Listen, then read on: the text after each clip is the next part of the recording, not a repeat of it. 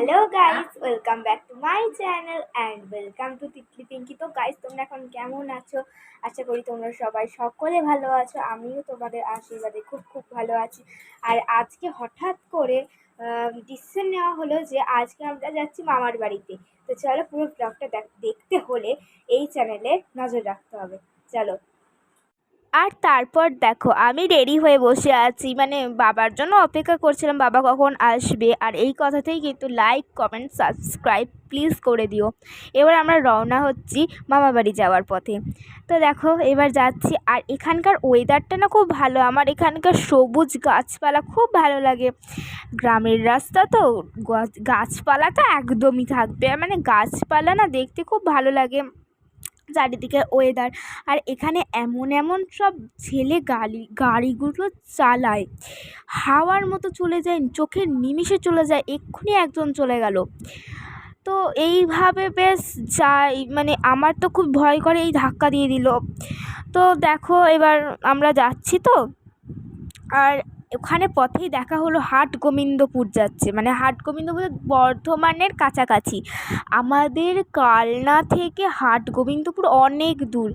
রাত 12:30 যখন মানে 11:30 মনে হয়, না 10:30, 10:30টার সময় আমরা দেখছিলাম যাচ্ছে তখনও, মানে সকাল থেকে ওরা রওনা হয়েছে, হেঁটে হেঁটে হাট গোবিন্দপুর যাবে, ও সেখানে বাবার মাথায় জল ঢালতে যাবে। আর এদিকে দেখো, রাতও হয়ে গেছে, মানে রাত বলতে কি, সন্ধে হয়ে গেছে। আর এবার আমরা, সন্ধে হয়ে গেলেও ভালো লাগে আমার, কিন্তু খুব অন্ধকার হয়ে যায় অনেকটা, যেহেতু কোনো গাছপালা প্রচুর থাকে তার জন্য অন্ধকার হয়ে যায়।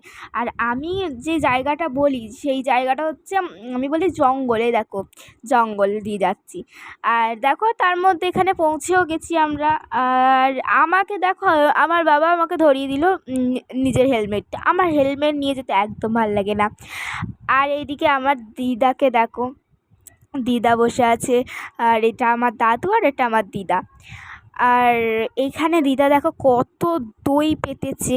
আর এখানে ফ্রুটি বলো, মাজা বলো, কোল্ড ড্রিঙ্কস বলো, স্প্রাইট সব এখানে কিন্তু আছে। তার মধ্যে দিদা আমাকে একটা দই বার করে দিল, আমাকে বলল যে নাও দইটা খাও, খুব ভালো লাগবে, দেখবে খুব সুন্দর হবে। আমি তো বললাম হ্যাঁ, খুব সুন্দর হয়েছে। আর সত্যি করে গাইস, তোমরা যদি এটা খেতে একবার, মানে তোমাদের প্রাণটা একদম ভরে যেত, খুব সুন্দর খেতে হয়েছিল।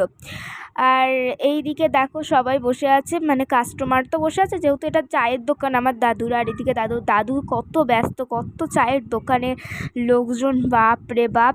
আর এইদিকে দাদুকে দেখাচ্ছি, দাদু তাকাচ্ছেই না কীভাবে।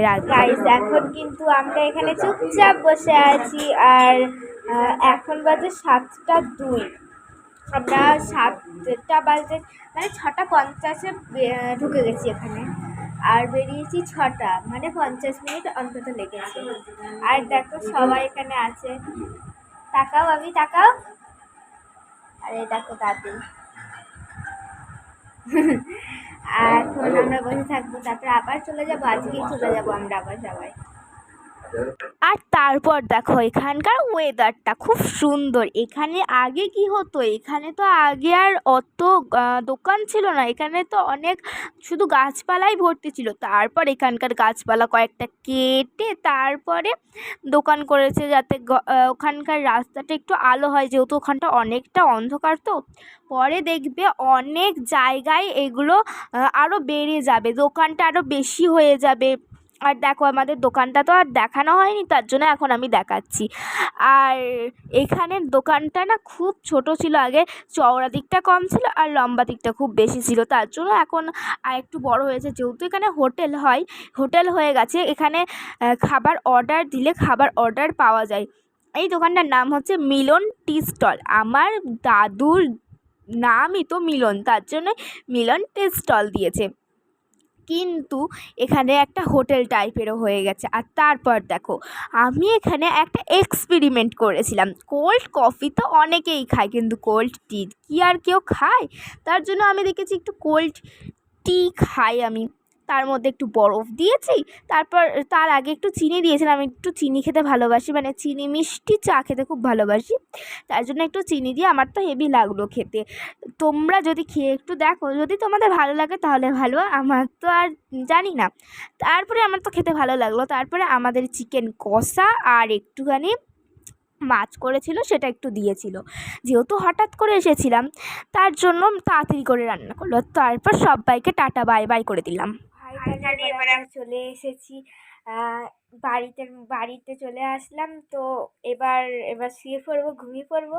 তো চলো, আজকের মতো ব্লগটা এই পর্যন্তই শেষ করছি। আর ব্লগটা কেমন লেগেছে সেটা অবশ্যই কিন্তু কমেন্টে লিখে জানাবে আমাকে। আর লাইক কমেন্ট শেয়ার করবে অবশ্যই, আর সাবস্ক্রাইব তো করতেই হবে অবশ্যই। চলো টাটা বাই বাই।